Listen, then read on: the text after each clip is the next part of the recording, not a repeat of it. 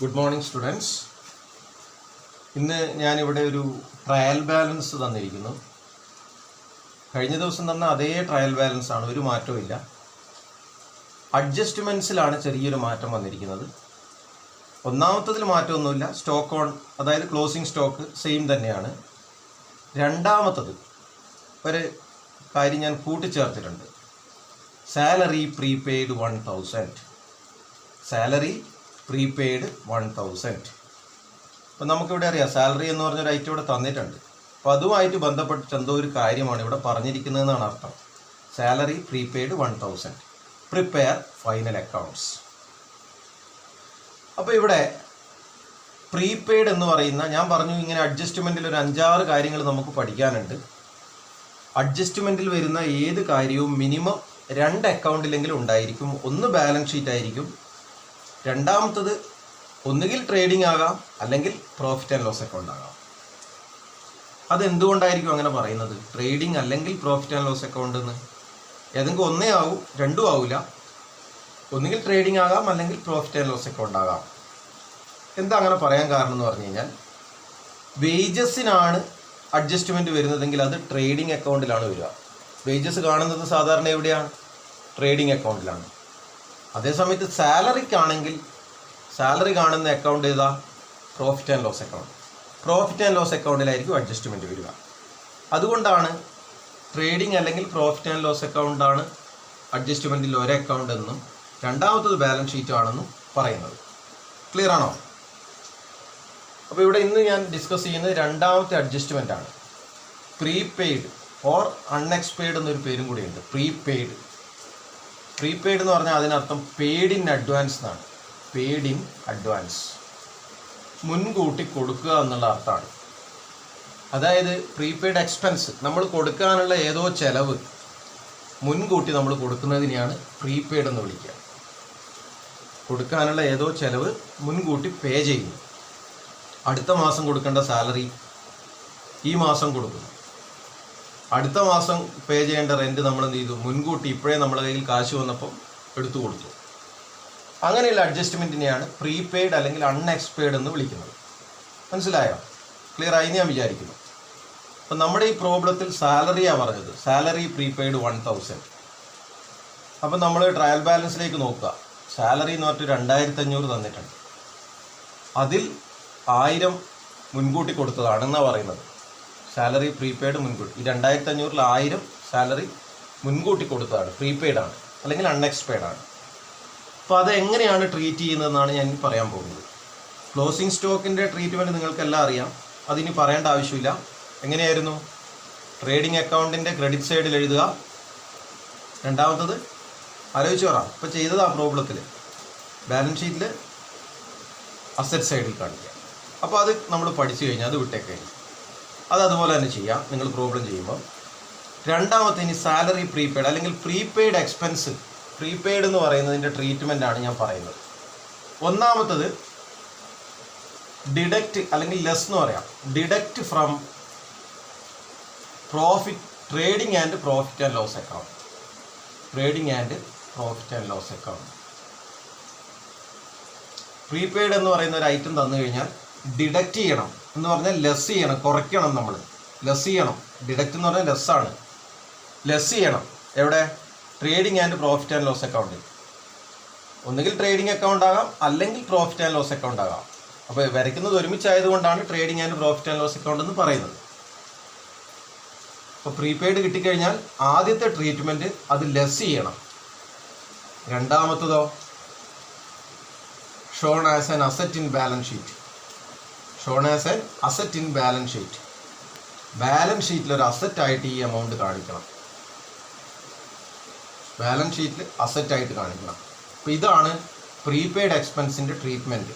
ഒന്ന് deduct from അല്ലെങ്കിൽ less, കുറയ്ക്കുക. എവിടെ നിന്ന്? Trading and profit and loss അക്കൗണ്ടിൽ അത് കുറച്ച് കാണിക്കുക. എന്ന് പറഞ്ഞു കഴിഞ്ഞാൽ നമുക്കറിയാം സാലറി എന്ന് പറയുന്ന ഐറ്റത്തിനാണ് ഇവിടെ പ്രീപെയ്ഡ് പറഞ്ഞിരിക്കുന്നത്. അപ്പോൾ നമ്മൾ trading and profit and loss account വരയ്ക്കുമ്പോൾ സാലറി എന്ന് എഴുതും. 2500 ഡയറക്റ്റ് എഴുതാൻ പറ്റില്ല. എന്ത് ചെയ്യണം? ആ 2500-ൽ നിന്ന് ലെസ് ദിസ് 1000. ആ 2500-ൽ നിന്ന് ഈ 1000 നമ്മൾ കുറച്ചിട്ട് കിട്ടിയ എമൗണ്ടേ അവിടെ എഴുതാൻ പാടുള്ളൂ. അതാണ് ഒന്നാമത്തെ ട്രീറ്റ്മെൻറ്റ്. രണ്ടാമത്തതോ, salary prepaid shown as an asset in balance sheet. Balance sheet വരയ്ക്കുമ്പോൾ പ്രീപെയ്ഡ് സാലറി എന്ന് പറഞ്ഞിട്ട് അസറ്റ് സൈഡിൽ 1000 രൂപ കാണിക്കുകയും വേണം. പ്രീപെയ്ഡ് സാലറി എന്ന് പറഞ്ഞിട്ട് അസറ്റ് സൈഡിൽ 1000 രൂപ കാണിക്കണം. അപ്പോൾ ഇതിൻ്റെ ട്രീറ്റ്മെൻറ്റ് ഇതാണ്. ആദ്യം എന്ത് ചെയ്യുക, ലെസ് ചെയ്യുക. ട്രേഡിംഗ് അക്കൗണ്ടാണ് ട്രേഡിംഗ് അക്കൗണ്ട്, പ്രോഫിറ്റാണ് പ്രോഫിറ്റ്. അതെങ്ങനെയാണ് തീരുമാനിക്കുന്നത്? ഇവിടെ വരുന്ന ഐറ്റം എവിടെയാണോ വരുന്നത് അവിടെ നിന്ന് ഡിഡക്റ്റ് ചെയ്യുക. ട്രേഡിങ്ങിൽ വരുന്ന ഐറ്റത്തിനാണ് പ്രീപെയ്ഡ് ഉള്ളെങ്കിൽ ട്രേഡിങ്ങിൽ നിന്നാണ് ലെസ് ചെയ്യേണ്ടത്. പ്രോഫിറ്റ് ആൻഡ് ലോസ് അക്കൗണ്ടിൽ നിന്ന് വരുന്നതിനാണെങ്കിൽ പ്രോഫിറ്റ് ആൻഡ് ലോസ് അക്കൗണ്ടിൽ നിന്നാണ് ലെസ് ചെയ്യേണ്ടത്. ക്ലിയർ ആയോ? അപ്പോൾ ഇത് നിങ്ങളുടെ മനസ്സിൽ വെക്കുക. 2 കാര്യങ്ങൾ, പ്രീപെയ്ഡിൻ്റെ ട്രീറ്റ്മെൻറ്റ് നിങ്ങളുടെ മനസ്സിൽ വേണം. ഒന്നെന്ത് ചെയ്യുക, ലെസ്. പിന്നെയോ ബാലൻസ് ഷീറ്റിൽ അസറ്റ് സൈഡ്. ബാലൻസ് ഷീറ്റിൽ അസറ്റ് സൈഡ്. ഈ 2 കാര്യങ്ങൾ നിങ്ങളുടെ മനസ്സിൽ വേണം. ട്രേഡിങ്ങിൻ്റെ അല്ലെങ്കിൽ പ്രോഫിറ്റ് ആൻഡ് ലോസ് അക്കൗണ്ടിൽ എന്താ ചെയ്യേണ്ടതെന്ന് ഞാൻ പറഞ്ഞത്. അപ്പോൾ ഇനി ഇതെങ്ങനെയാണ് ചെയ്യുന്നതെന്ന് ഞാൻ പറഞ്ഞുതരാം.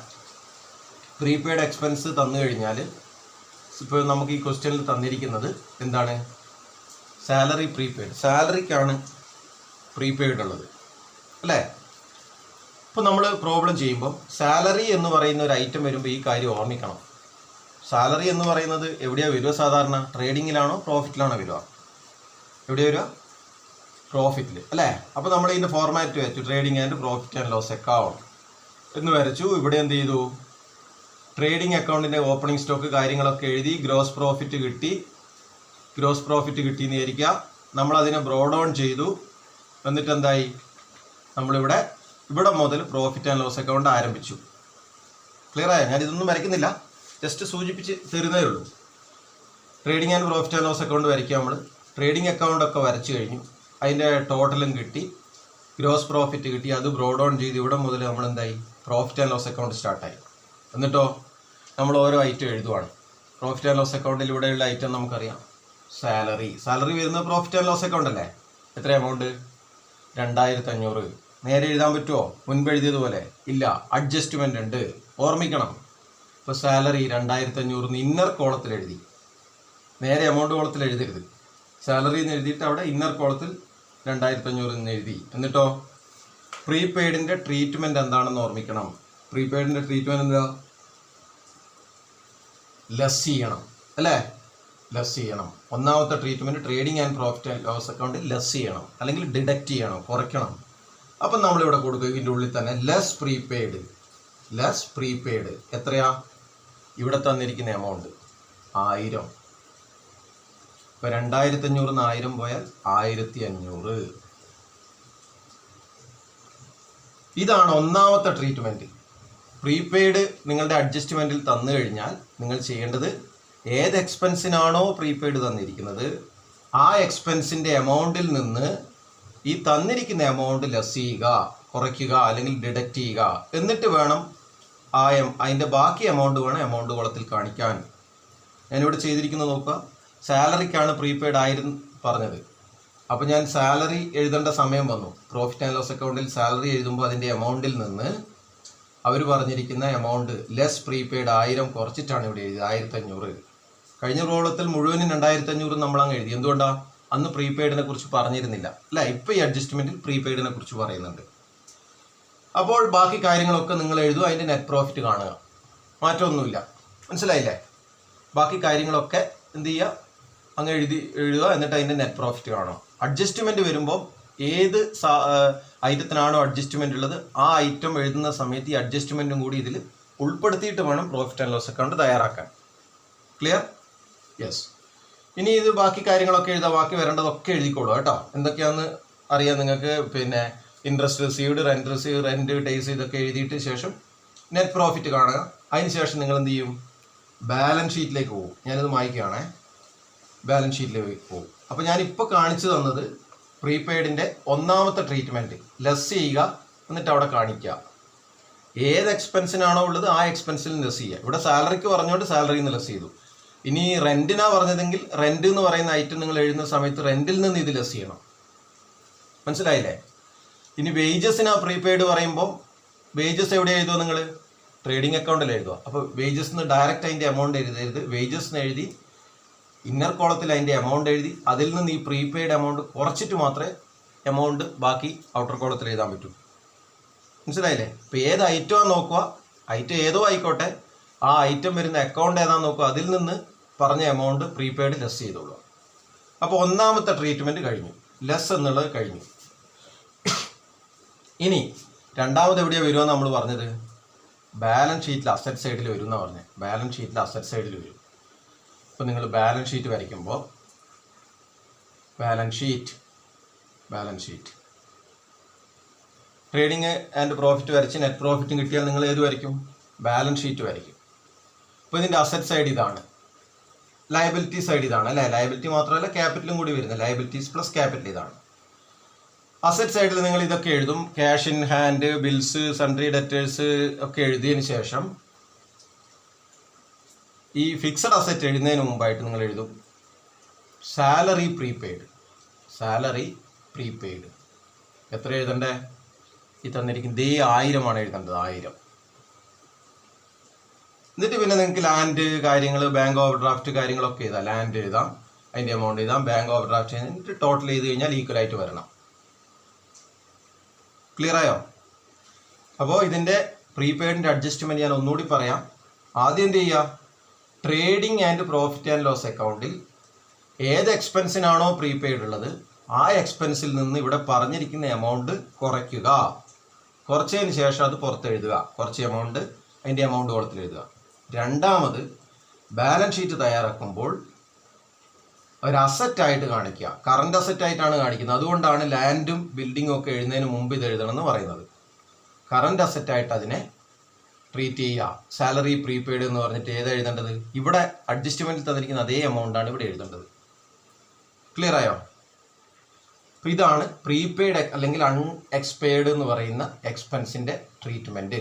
ഇത് എക്സ്പെൻസിൻ്റെ കൂടെ വരൂ കേട്ടോ, ഇൻകത്തിൻ്റെ കൂടെ വരില്ല. പ്രീപെയ്ഡ് എക്സ്പെൻസ് എന്നാണ് വിളിക്കുന്നത്. അപ്പം എപ്പോഴും ട്രേഡിങ്ങിൻ്റെ ഒന്നുകിൽ ട്രേഡിംഗ് അക്കൗണ്ടിലാകാം അല്ലെങ്കിൽ പ്രോഫിറ്റ് ആൻഡ് ലോസ് അക്കൗണ്ടിൻ്റെ ഡെബിറ്റ് സൈഡിൽ ഇത് എപ്പോഴും കാണിക്കേണ്ടി വരും.